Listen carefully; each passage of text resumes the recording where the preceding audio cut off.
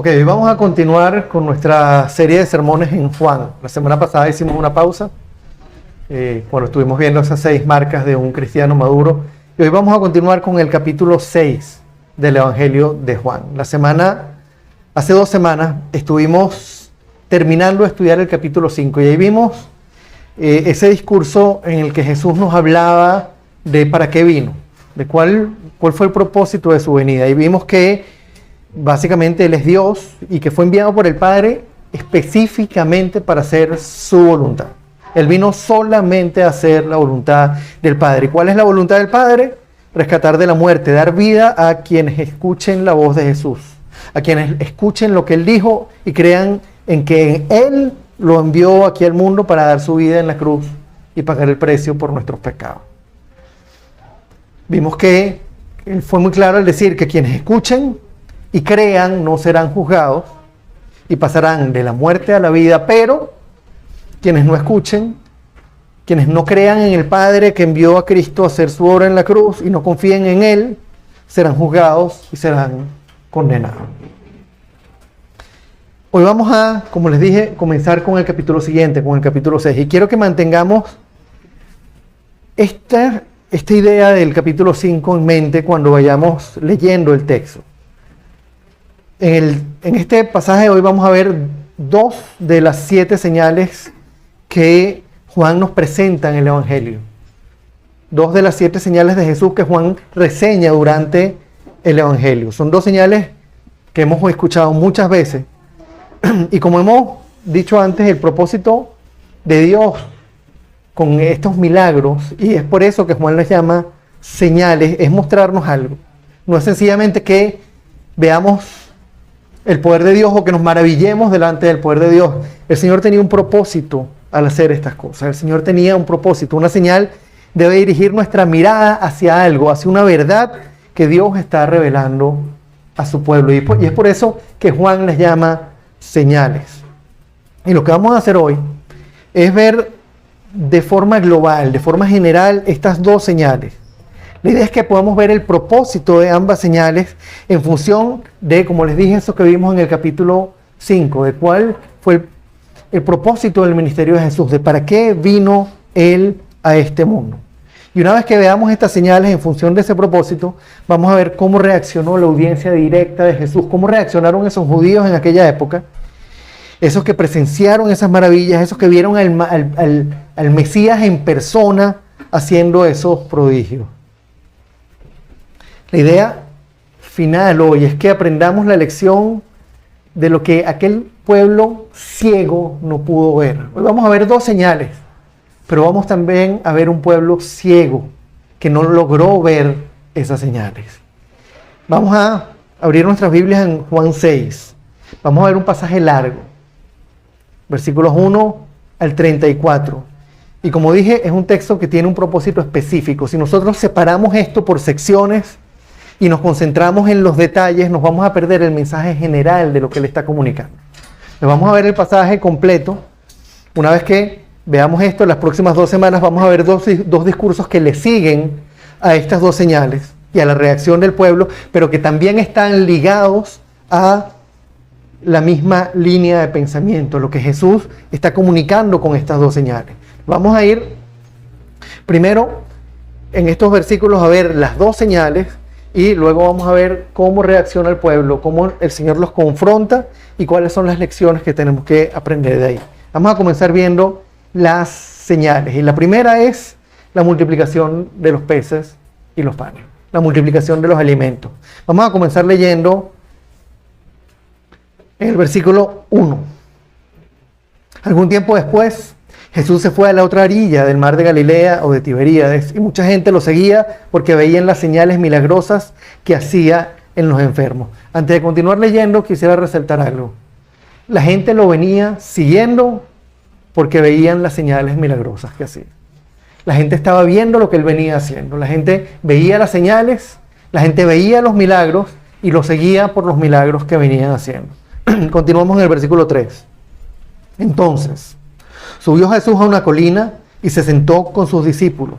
Faltaba muy poco tiempo para la fiesta judía de la Pascua. Cuando Jesús alzó la vista y vio una gran multitud que venía hacia él, le dijo a Felipe: ¿de dónde vamos a comprar pan para que coma esta gente? Esto lo dijo solo para ponerlo a prueba, porque él ya sabía lo que iba a hacer. Ni con el salario de 8 meses podríamos comprar suficiente pan para darle un pedazo a cada uno, respondió Felipe. Otro de sus discípulos, Andrés, que era hermano de Simón Pedro, le dijo: aquí hay un muchacho que tiene 5 panes de cebada y 2 pescados, pero ¿qué es esto para tanta gente? Lo primero que quiero que veamos aquí es que de una manera muy clara Juan nos deja ver que los mismos discípulos no tenían idea de lo que Jesús estaba planeando hacer. Ellos también habían visto las señales, incluida la conversión del agua en vino. Pero a pesar de que habían visto las señales, a pesar de que conocían el Antiguo Testamento en el que Dios había alimentado a un pueblo enorme en el desierto con maná, en el que cuando el pueblo pidió carne les trajo codornices hasta que la carne le salió por los oídos, en el que los mismos israelitas dudaban una y otra vez si el Señor podía darles agua y podía darles alimento, a pesar de que ellos habían visto las señales y habían visto las escrituras y conocían las escrituras y sabían lo que Dios había hecho por los israelitas en un lugar donde no había absolutamente nada de alimento. Ellos estaban a la expectativa. Habían visto todo eso, pero no veían como una opción que Jesús pudiera alimentar a esas personas. ¿Y de dónde vamos a comprar pan para tanta gente? Que son 2 pescaditos y 5 panes para este gentío. ¿Y cómo le hacemos, Señor? Vamos a continuar la lectura en el versículo 10. Hagan que se sienten todos, ordenó Jesús. En ese lugar había mucha hierba, así que se sentaron y los varones adultos eran como 5,000. Jesús tomó entonces los panes, dio gracias y distribuyó a los que estaban sentados todo lo que quisieron. Lo mismo hizo con los pescados. Quiero acotar un momento, por si no estamos muy claros, que habla de 5,000 hombres, 5,000 varones. Si a eso le sumamos las mujeres y los niños, pudiéramos estar hablando de 15, 20,000 personas. Estamos hablando de una cantidad enorme de gente. Se sentaron, Jesús tomó los panes, dio gracias, los distribuyó, todos comieron y lo mismo hizo con los pescados. Seguimos en el versículo 12. Una vez que quedaron satisfechos, dijo a sus discípulos: recojan los pedazos que sobraron para que no se desperdicie nada. Así lo hicieron, y con los pedazos de los 5 panes de cebada que sobraron a los que habían comido, llenaron 12 canastas. Vamos a ponernos un momento en las sandalias de aquellos hombres. Solo imagínense lo increíble que debió ser presenciar aquello. Una multitud de 20,000 personas adelante. 2 pececitos y 4, 5 pedazos de pan. Una cosa increíble. El Señor alimentando a una multitud. Algo que es ante toda razón humana es absolutamente imposible. ¿Cómo se alimenta ese gentío? Con 2 pedacitos de pan. Hay que sacar materia de donde no la hay que sacar pan de donde no lo hay que multiplicar algo que es imposible multiplicar para el hombre. Y ante algo así de maravilloso uno se preguntaría, bueno, ¿y quién es este que tiene el poder de hacer esta maravilla? ¿Quién es este que tiene el poder de agarrar 2 pedazos de pan y multiplicarlos? Si el pan no crece solo, si el pan no se multiplica, si el pan hay que hacerlo, si el pan necesita unos ingredientes, ¿quién es este que va a tomar 2 pescados y los va a multiplicar para alimentar a este gentío? ¿Quién es este? ¿Quién tiene este poder? Vamos a leer a partir del versículo 14. Al ver la señal que Jesús había realizado, la gente comenzó a decir: en verdad, este es el profeta, el que había de venir al mundo. Pero Jesús, dándose cuenta de que querían llevárselo a la fuerza y declararlo rey, se retiró de nuevo a la montaña él solo. Fíjense qué tremendo esto. La gente quería llevárselo a la fuerza para declararlo rey. En pocas palabras, este es el hombre que nosotros estábamos buscando. Este es el hombre para ser rey. Este es el gobernante que queremos porque ¿qué va a hacer? Nos va a dar comida. ¿Con qué estaban viendo ellos esa señal? ¿Con los ojos espirituales? ¿Estaban viendo a Dios? ¿O estaban viendo la señal con su estómago? Ellos estaban viendo la señal desde la carne, desde sus deseos, desde su necesidad. Este es el hombre que queremos. Este es el que queremos que nos gobierne porque Él nos puede dar de comer. Vamos a ver la segunda señal. A partir del versículo 16.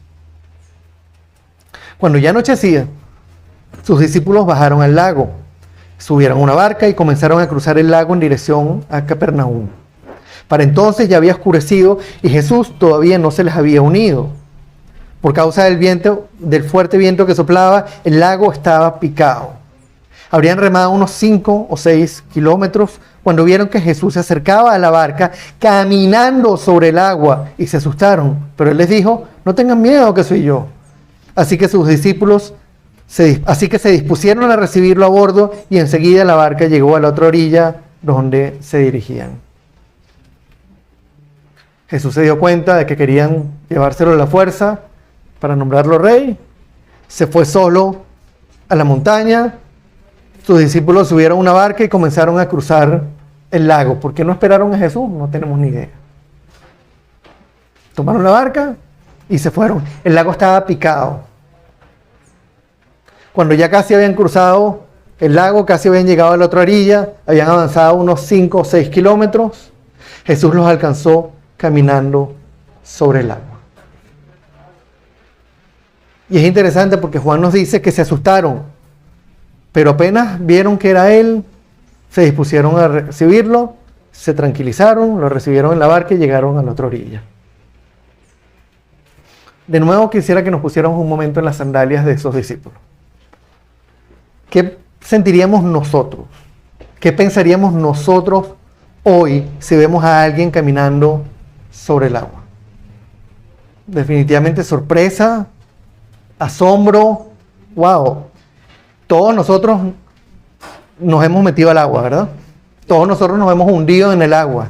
Todos nosotros alguna vez hemos experimentado el meter la mano en un balde o en algún sitio y ver cómo la mano se hunde. El agua es líquida y no ofrece ninguna resistencia al peso de nuestro cuerpo.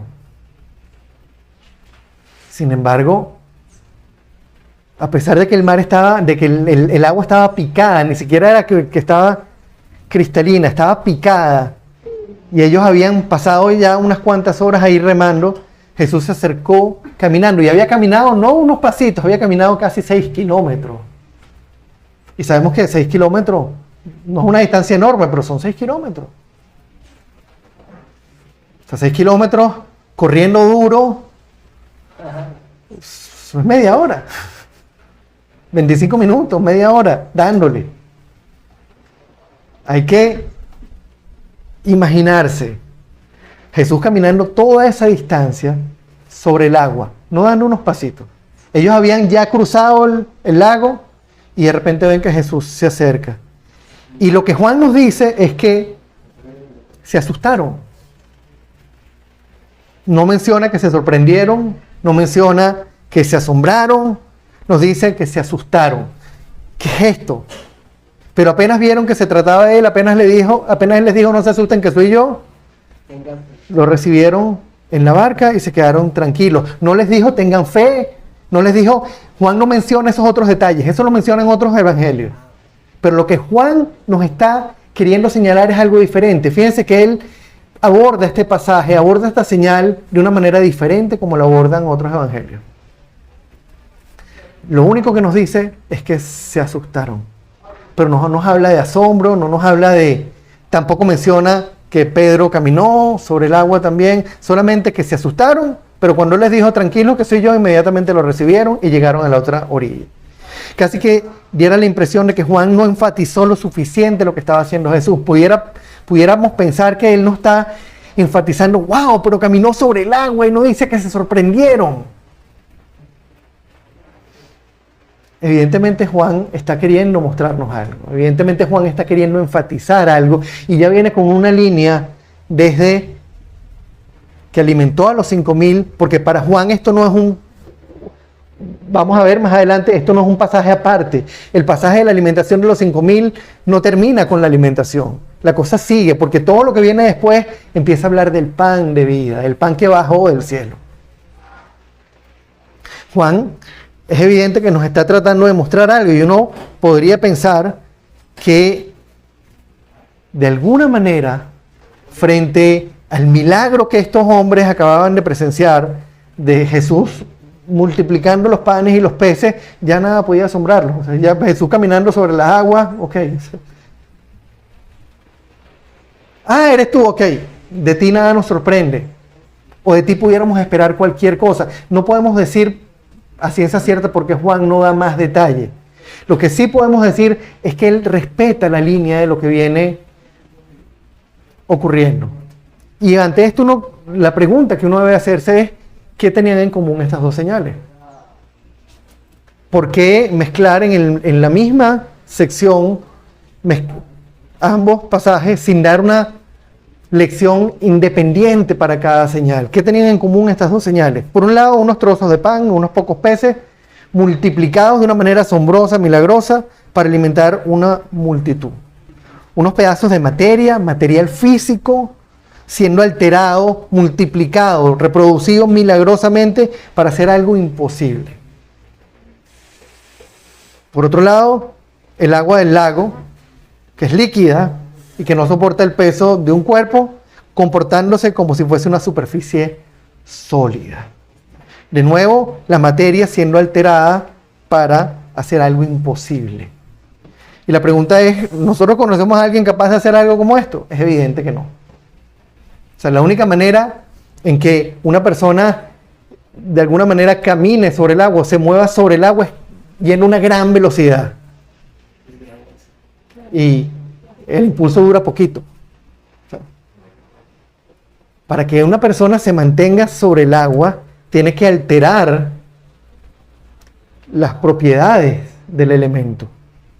Para que un pedazo de pan sea multiplicado, no solo tiene que alterar las propiedades del alimento, sino crear materia nueva de donde no la hay. Está creando de la nada. 2 pedazos de pan, y con esos 2 pedazos de pan, ¡pum!, alimentó 20,000 personas. Se dan cuenta que el único que tiene el poder para manipular la materia a su antojo es Dios. El que la creó. El que creó de la nada un universo puede tomar unos panes y crear una cantidad enorme de pan para alimentar una multitud, y tomar 2 panes y 2 peces y reproducirlos para alimentar una multitud. Es el que puede tomar el agua, que es una superficie líquida, y convertirla en sólida cuando quiera, o tomar el agua y convertirla en vino. O sea, para Dios, que es el autor, el creador de todo, el diseñador de absolutamente todo, y siendo además Jesús el instrumento creador, por medio de él todas las cosas fueron creadas, como vimos en el capítulo 1, él es el único que tiene el poder de tomar la materia y hacer con la materia lo que él quiera, porque él hizo la materia. La materia es una creación suya. La pregunta entonces, cuando nosotros vemos estas señales, es ¿qué fue lo que aquellas personas debieron percibir al ver a Jesús multiplicando los panes? ¿Qué es lo que los discípulos debieron percibir, además de verlo multiplicando los panes y los peces, al verlo caminar sobre el agua? ¿A dónde están apuntando estas señales? Porque esa es la pregunta que nosotros debemos hacernos frente a una señal, particularmente en el Evangelio de Juan. Porque cuando Juan dice que es una señal, es porque la señal apunta a algún lado. Si nosotros vamos por la autopista regional del centro y vemos una señal que dice La Encrucijada, y nosotros vamos para Cagua y no le hacemos caso a la señal, sino seguimos derecho, Vamos a parar en Valencia y no vamos a ir a donde la señal nos decía que debíamos ir. El propósito de las señales es que veamos lo que el Señor nos está queriendo decir, que veamos lo que Él está queriendo mostrar. ¿Qué es lo que nos estaba queriendo mostrar? ¿Qué es lo que esta gente debió ver? Vamos a seguir con el versículo 22. Al día siguiente, la multitud que se había quedado del otro lado del lago se dio cuenta de que los discípulos se habían embarcado solos. Allí había estado una sola barca y Jesús no había entrado en ella con sus discípulos. Ellos sabían que los discípulos habían salido solos. Sabían que Jesús no se había ido con ellos. Sin embargo, algunas barcas de Tiberíades se aproximaron al lugar donde la gente había comido el pan después de haber dado gracias al Señor. En cuanto la multitud se dio cuenta de que ni Jesús ni sus discípulos estaban ahí, subieron a las barcas y se fueron a Capernaum a buscar a Jesús. Cuando lo encontraron al otro lado del lago, le preguntaron: Rabí, ¿cuándo llegaste acá? Ciertamente les aseguro que ustedes me buscan no porque han visto señales, sino porque comieron pan hasta saciarse, hasta llenarse. ¿Qué hizo la gente cuando vio que Jesús no estaba? Lo buscaron. Cuando lo encontraron, ¿y cómo llegaste acá? Si había una sola barca, ¿cómo hiciste? Si nosotros vimos que los discípulos se fueron solos, ¿cómo hiciste para llegar acá? Es interesante que Jesús no les dice: no, bueno, es que ustedes no vieron que salí caminando sobre el agua. Ustedes no me vieron. Es que se perdieron del espectáculo. Se perdieron de verme caminando sobre las aguas, ¿no? Jesús fue claro y directo, tajante. Ciertamente les aseguro que ustedes me buscan, no porque han visto señales, sino porque comieron pan hasta llenarse. Hermanos, Jesús sabía lo que había en el corazón de estas personas. Él sabía lo que ellos querían. Él sabía lo que ellos estaban buscando. Y lo que hace es confrontarlos. Ustedes están buscándome no porque han visto las señales, sino porque comieron pan hasta saciarse. Porque hasta sobró pan. Y los confronta y les dice a partir del versículo 27, trabajen, pero no por la comida que es perecedera, sino por la que permanece para vida eterna, la cual les dará el Hijo del Hombre. Sobre este ha puesto Dios el Padre su sello de aprobación. Ustedes tienen la mirada puesta en las cosas temporales de este mundo, pero yo he venido a hacer algo mucho más importante. No busquen lo perecedero, no busquen las cosas de este mundo, no busquen ese pan que quita el hambre un ratico. Busquen lo eterno, y eso, en lo eterno, solamente yo se los puedo ofrecer. Trabajen, pero no por la comida que es perecedera, sino por la que permanece para vida eterna, la cual les dará ¿quién? El Hijo del Hombre. Y sobre este ha puesto Dios el Padre su sello de aprobación. Yo vine a darle algo mucho mayor que pan, que ese pan que se comen y que se expulsa a las horas, que ese pan que solo quita el hambre un ratico. Yo vine a darles algo eterno y eso solamente yo se los puedo dar. Y eso nos lleva al propósito de las señales.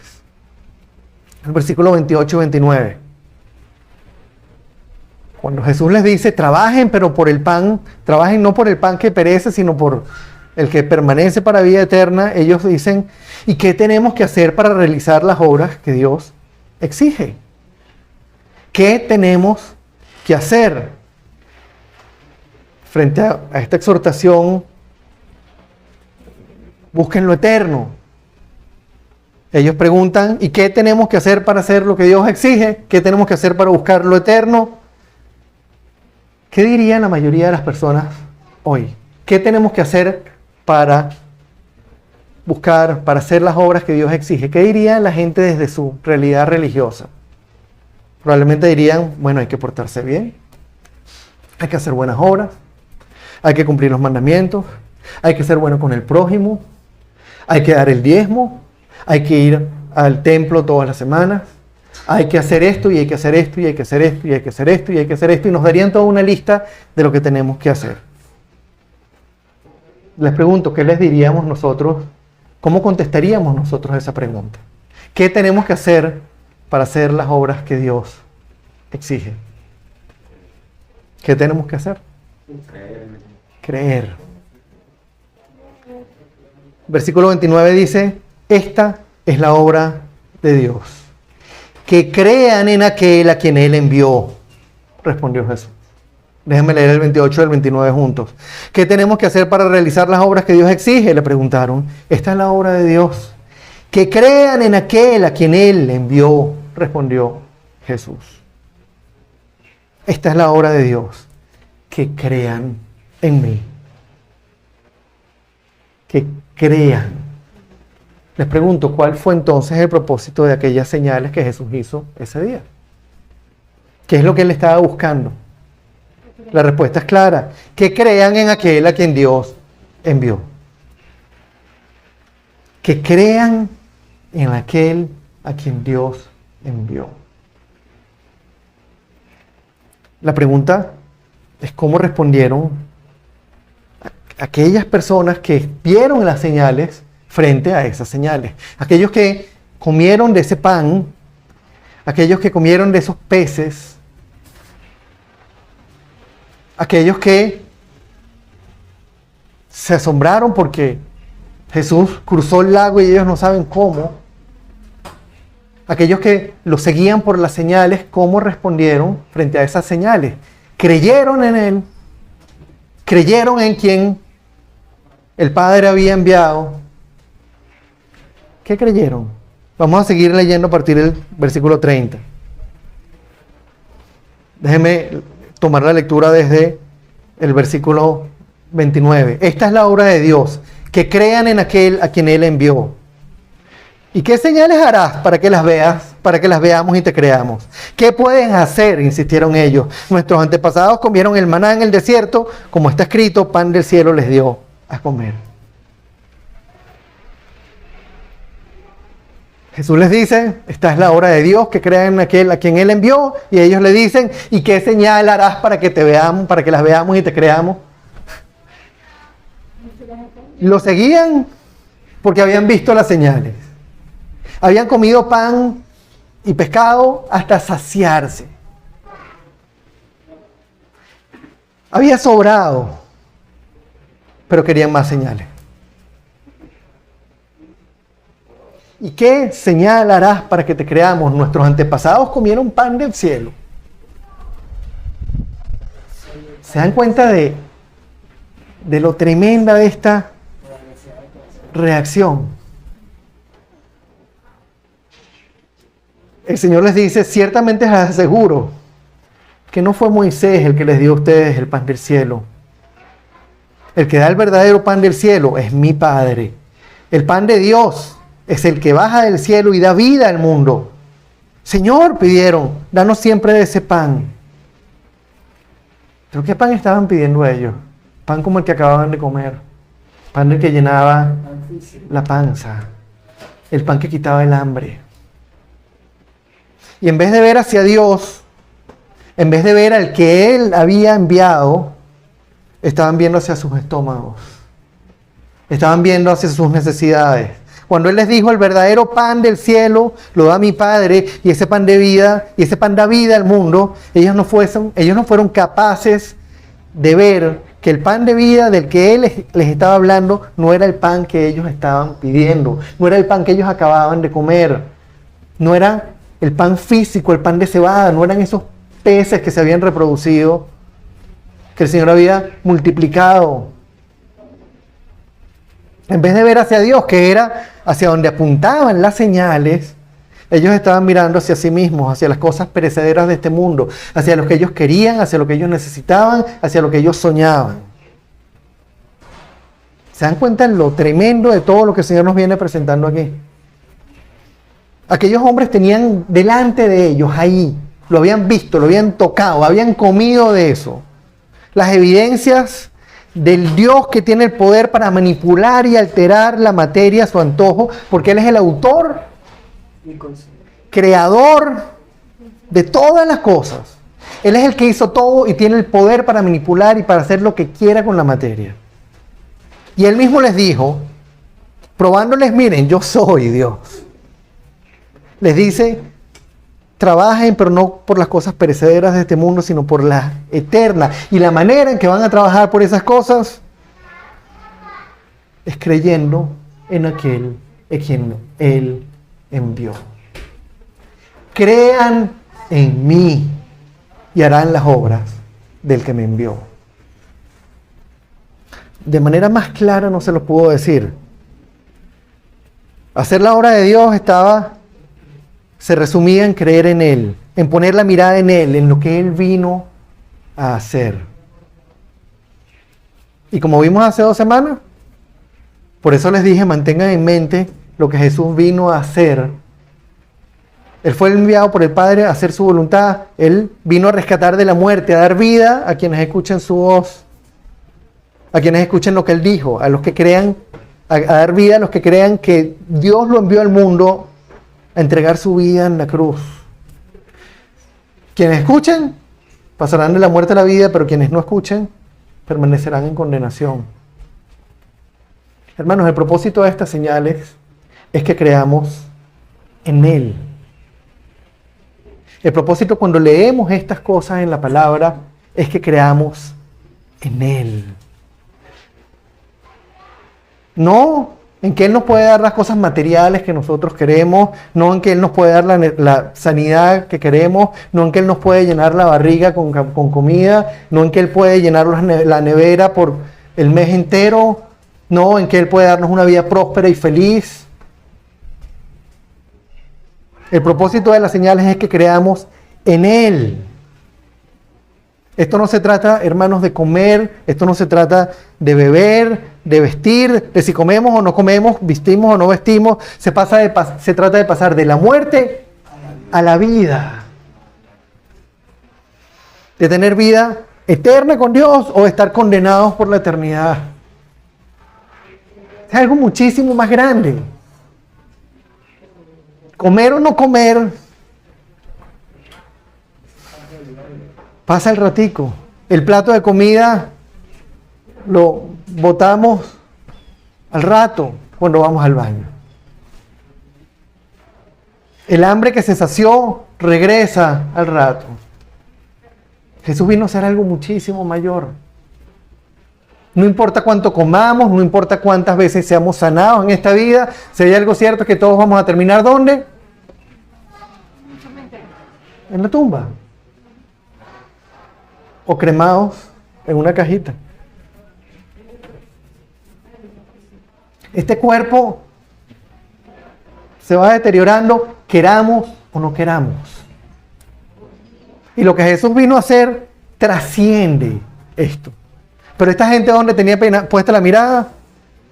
Este es el que me va a dar la comida, este es el que me va a proveer, este es el que me va a sanar, este es el que va a hacer las cosas que yo quiero. Y lo buscaban por eso. Querían proclamarlo rey porque Él les iba a dar lo que ellos necesitaban. Y uno dice, wow, ¿cómo es posible? Tenían a Jesús enfrente y no se dieron cuenta. Pero ¿cuántas veces nosotros no hacemos lo mismo, hermano? ¿Cuántas veces nosotros nada más veamos nuestras oraciones? Cuando nosotros oramos, ¿qué le pedimos al Señor? Señor, dame. Señor, dame. Señor, sáname. Señor, provéeme. Señor, resuélveme. Señor, prospérame. Dame. ¿Cuántas veces ustedes se han dado cuenta que cuando vamos al Padre nuestro que estás en los cielos, santificado sea tu nombre, empiezas glorificándolo, empiezas dándole la gloria a Él? Que sea tu voluntad y no la mía. Que seas tú, que tu voluntad se haga aquí como en el cielo. Danos el pan de hoy, no de mañana y de pasado. Líbranos del mal, protégenos del mal, no me lleves a la tentación. ¿Se dan cuenta que muchas veces nosotros sin darnos cuenta En nuestra oración, cuando nos dirigimos al Señor, actuamos de una manera similar. Señor, no tengo con qué comer, provéeme. Cuando el foco de todo es, Señor, creo en ti. Creo en lo que viniste a hacer. Alabado seas. Gracias, Padre, por la cruz. Gracias porque siendo yo quien soy, Señor, tú te hiciste hombre y tomaste mi lugar en esa cruz y derramaste tu sangre para darme salvación. Porque bebiste la copa de la ira en mi lugar, porque recibiste el castigo en mi lugar, Señor, y porque me permites venir a ti a confesar, a decir quién soy, a pedirte perdón, a alabarte, a glorificarte. Y además, Señor, me diste el privilegio de ir y compartir este mensaje con otros. Señor, dame la fortaleza, no importa lo que pase aquí, para seguir creyendo. No importa cuán difícil sea la situación, dame la fuerza, Señor, para seguir viéndote a ti. Para seguir confiando, Señor, en que soy un extranjero y un peregrino. Y que mi mirada esté puesta siempre en la eternidad, Señor, y no en las cosas temporales de este mundo. Nosotros tendemos a juzgar de manera muy directa y muy dura a la respuesta que tuvieron estas personas. Pero en la práctica muchas veces nosotros hacemos algo similar. Y es parte de nuestra naturaleza caída. Es parte de esta tendencia de nuestro corazón pecaminoso, el buscar y el acercarnos a Dios pidiéndole, dame, resuélveme. Pero realmente tenemos que preguntarnos, ¿qué es lo que nosotros buscamos cuando decimos que somos cristianos? ¿Queremos el pan que sacia el hambre por un rato? ¿Buscamos al Dios que puede sustentarnos, que puede darnos las cosas que queremos, las cosas que anhelamos, las cosas que soñamos? ¿O buscamos el pan de vida que alimenta por la eternidad? ¿Qué es lo que estamos buscando? Vamos a meditar en esto esta semana. Vamos a tomar este pasaje y a meditarlo profundamente, porque las próximas 2 semanas vamos a ver 2 discursos de Jesús que parten de lo que Él está enseñando aquí. Y nos van a dar 2 lecciones importantísimas. La próxima semana vamos a ver uno de esos discursos y la otra semana, dentro de 2 semanas, vamos a ver el otro. Pero quiero que nos tomemos el tiempo de meditar sobre esto. Señor, ¿en dónde tengo yo puesta la mirada? ¿A quién estoy buscando yo? ¿Qué es lo que yo quiero que tú me des? ¿El pan que me sacia el hambre de aquí? ¿O el pan que sacia por la eternidad? ¿Qué es lo que yo quiero, Señor? En la práctica, realmente, ¿qué es lo que estoy buscando? Vamos a dedicarle el tiempo. Con toda honestidad, con toda franqueza. Vamos delante del Señor a decirle, Señor, muéstranos. Muéstrame. Permíteme ver mis oraciones diarias. Permíteme pensar, Señor, recordar las oraciones todas las veces que he orado esta semana para ver qué te he pedido. Vamos a orar.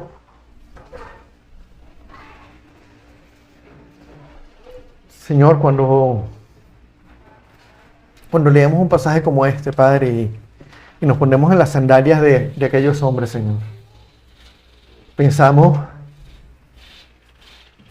en cómo ahí, delante de toda esta gente, Señor, tú hiciste una demostración de tu poder, creando materia de la nada, creando pan donde no había pan, multiplicando peces donde solamente había 2 pececitos, tomando un líquido, Señor, como el agua, y